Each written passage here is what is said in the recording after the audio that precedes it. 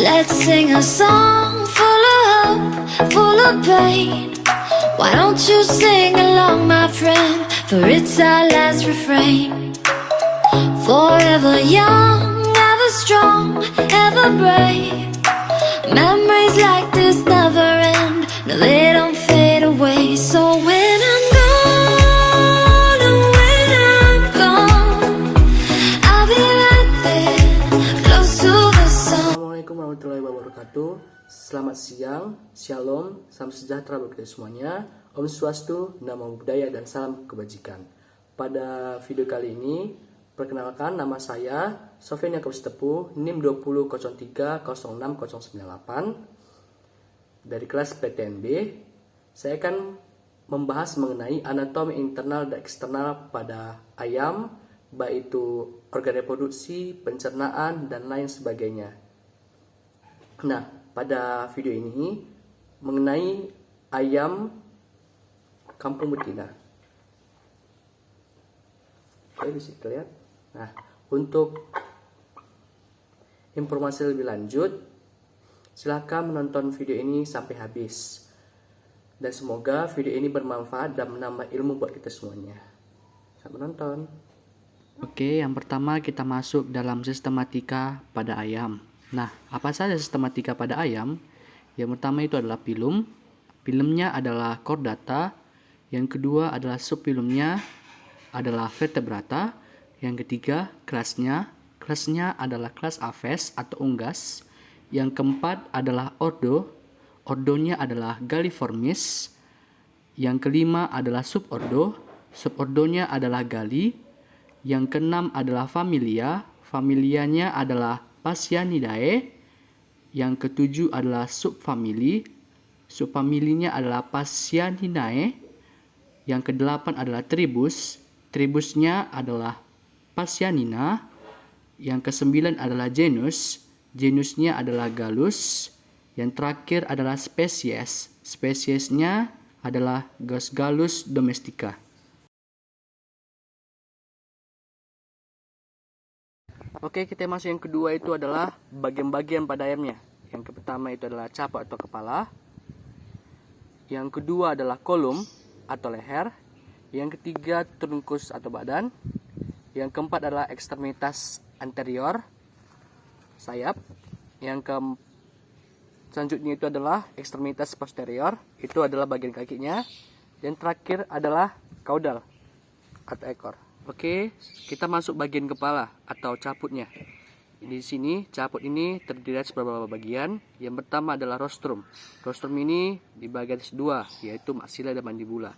Maksila itu bagian atas, paruh bagian atas, dan mandibula bagian bawah. Yang kedua itu adalah cavus moris. Cavus moris ini terdapat pada bagian-bagian alat-alat maksila. Salah satunya adalah nares posteriores, yaitu menghubungkan antara rongga mulut dengan rongga hidung. Selanjutnya itu adalah nares anteriores, yaitu anteriores ini merupakan alat penciuman pada ayam, terletak pada rostrum bagian atas. Dan selanjutnya adalah sera. Sera merupakan tonjol-tonjolan kulit ini atau disebut dengan jengger. Selanjutnya adalah organ visuus atau organ penglihatan pada ayam. Selanjutnya itu adalah porus acousticus externus, yaitu merupakan daun telinga ayam yang berfungsi untuk menangkap getaran suara.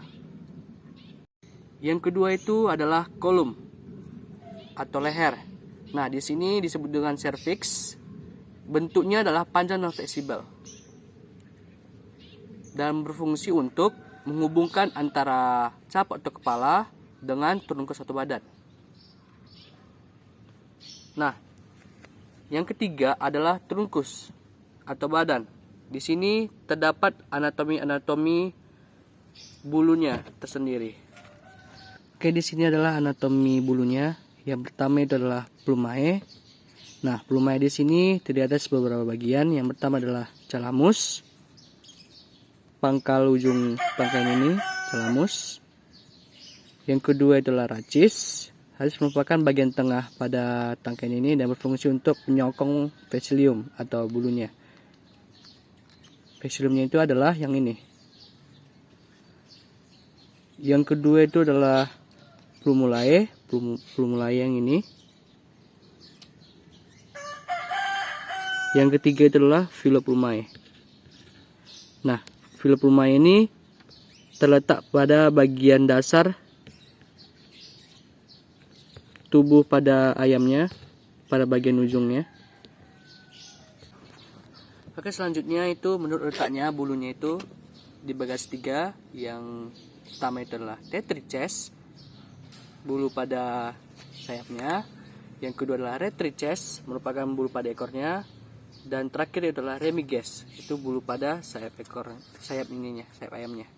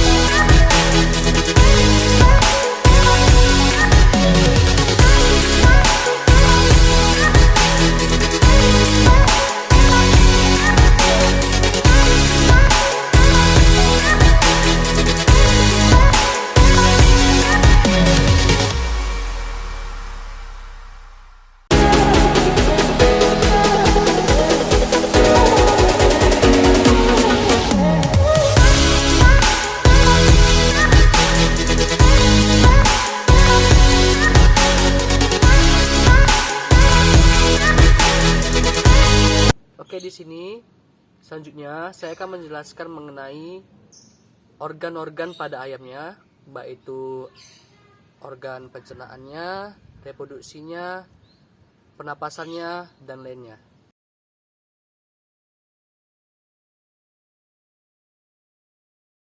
Oke, di sini yang pertama, makanan masuk ke dalam rostrum atau paruh.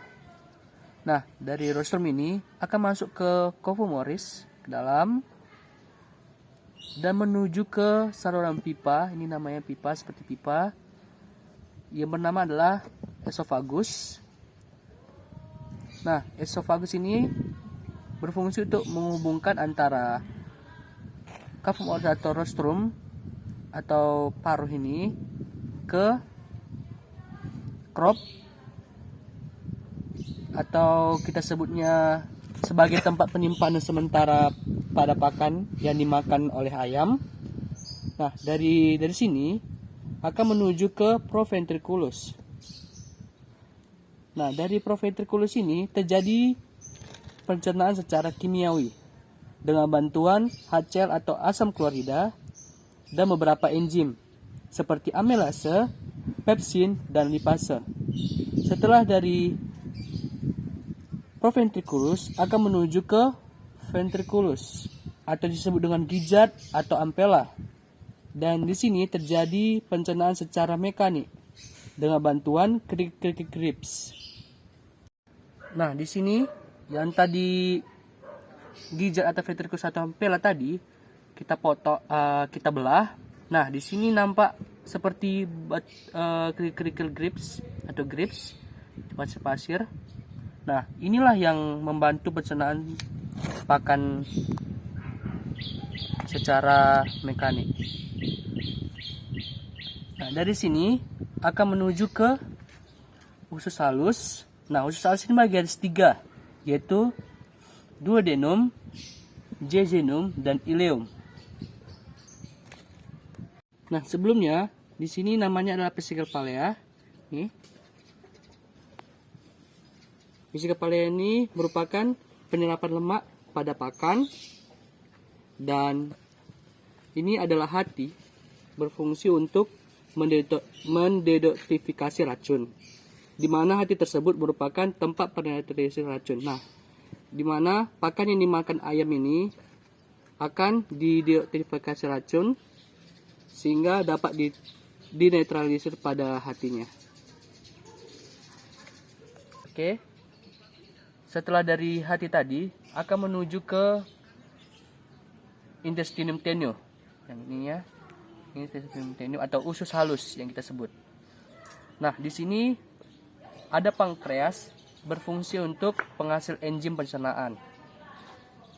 Dan dari sinilah mulai terjadi pencernaan secara enzimatis atau disebut dengan di sini adalah duodenum. Nah, di sini adalah jejunum yang berfungsi untuk penyerapan protein dan karbohidrat. Dan di sini adalah ileum, merupakan penyerapan mineral dan air.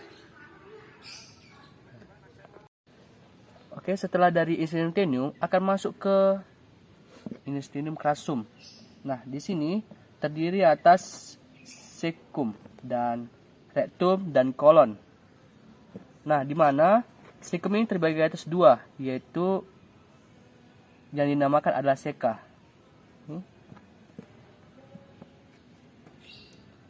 Oke, setelah itu adalah kloaka. Nah, kloaka sendiri ini mempunyai 3 saluran. Yang pertama adalah saluran ekskresi atau pembuangan, reproduksi, dan pencernaan.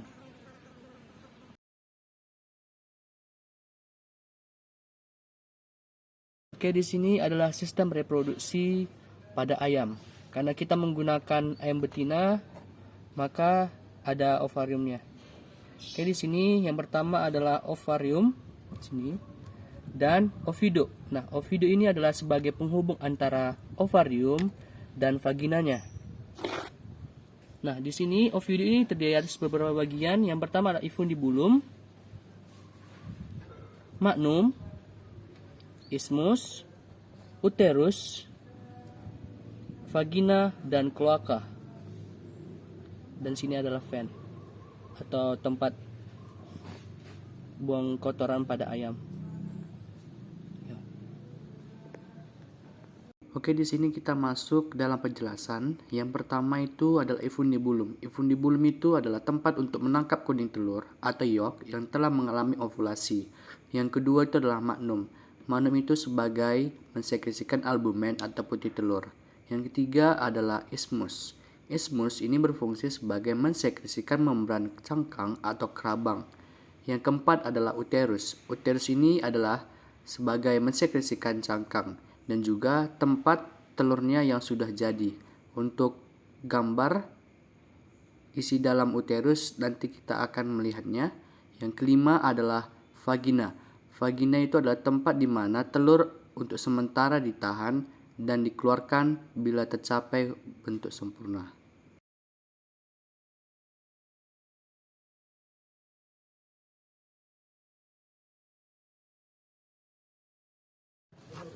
Oke, di sini selanjutnya kita masuk ke dalam ekstremitas posterior dan ekstremitas anterior.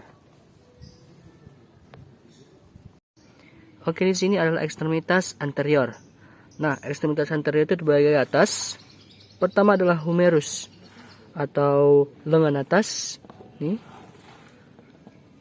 Yang kedua itu adalah radius.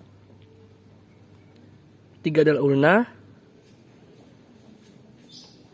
Yang keempat adalah carpa metacarpus. Dan ini adalah phalanges atau tulang jari. Oke, di sini kita masuk ke dalam ekstremitas posterior. Ekstremitas posterior ini dibagi atas beberapa bagian lagi. Yang pertama adalah femur, patella, fibula, tibiotarsus, tarsometatarsus, dan phalanges atau jari-jari ayam.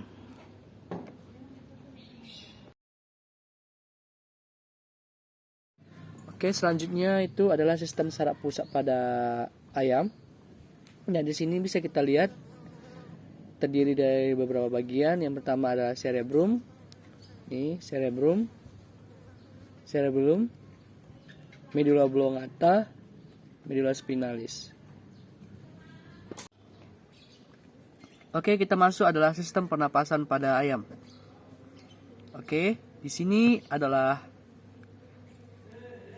hidung ayam atau nares anteriores. Nah, di sini berfungsi untuk menyaring udara yang masuk. Setelah udara yang masuk menuju ke laring, sini laring. Oke. Setelah itu laring di sini akan menuju ke trakea. Nah, fungsi laring ini adalah melindungi agar tidak ada benda asing yang masuk. Setelah dari laring akan menuju ke trakea di sini. Nah, dari trakea ini akan menuju ke bronkus dan bronkiolus.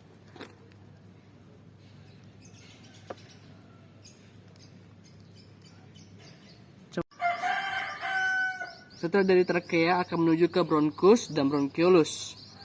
Nah, di sini bronkus dan bronkiolus ini adalah sebagai penghubung oksigen yang masuk. Nah, setelah dari bronkus dan bronkiolus menuju ke paru-paru. Nah, paru-paru ini terletak di atas jantung. Kayak gini.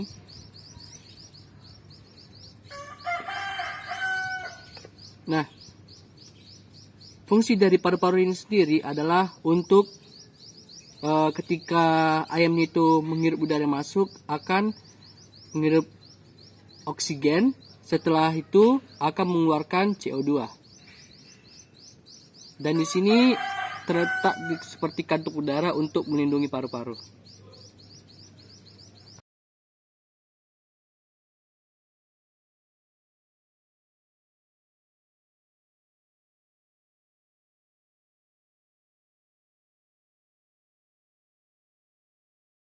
Selanjutnya kita masuk ke dalam soal pertanyaan. Pertanyaannya itu ada 3 soal. Apa saja pertanyaannya? Pertanyaannya sebagai berikut. Soal pertama, di mana proses pencernaan karbohidrat pertama kali dan enzim apa yang berperan? Yang kedua, di mana proses pencernaan protein pertama kali dan enzim apa yang berperan? Yang ketiga, di mana proses pencernaan lemak pertama kali dan enzim apa juga yang berperan? Oke, di sini kita masuk ke dalam jawabannya. Yang pertama adalah pencernaan karbohidrat. Pencernaan karbohidrat pertama kali itu berada di mulut. Enzim-enzim apa saja berperan? Enzimnya adalah petialin atau amilase yang berfungsi untuk mengubah karbohidrat atau pati menjadi maltosa dalam bentuk disakarida. Yang kedua adalah pencernaan protein. Pencernaan protein itu terjadi di lambung. Nah, enzim apa saja berperan? Enzimnya adalah pepsin, mengubah menjadi polipeptida. Nah, dari pepsin itu akan menuju ke usus halus atau pankreas. Nah, dari situ menghasilkan enzim tripsin menjadi dipeptida. Nah, dari tripsin itu belum menjadi asam amino. Setelah itu akan dilanjutkan oleh enzim dipeptidase dan aminopeptidase. Nah, dari sinilah akan menghasilkan asam amino. Yang selanjutnya adalah lipid atau lemak. Lipid atau lemak terjadi di dalam usus halus atau duodenum. Di usus halus atau duodenum terdapat garak empedu. Garak empedu ini berasal dari hati. Nah, karena awalnya lemak itu masuk ke dalam tubuh berupa gumpalan lemak, dengan adanya garak empedu, maka akan menjadi butiran-butiran lemak. Itulah gunanya garak empedu untuk proses yang namanya emulsifikasi. Yang selanjutnya itu akan dilanjutkan oleh enzim lipase pankreas. Nah, enzim lipase pankreas yang berasal dari pankreas itu akan mengubah butiran lemak menjadi 2 bagian, yaitu asam lemak jenuh dan tak jenuh, dan juga menjadi gliserol. Nah, di sini adalah penjelasan secara lengkapnya, bisa dilihat. Sekian video praktikum yang saya buat. Apabila ada kesalahan dalam penyampaian di video, saya minta maaf. Sekian dan terima kasih.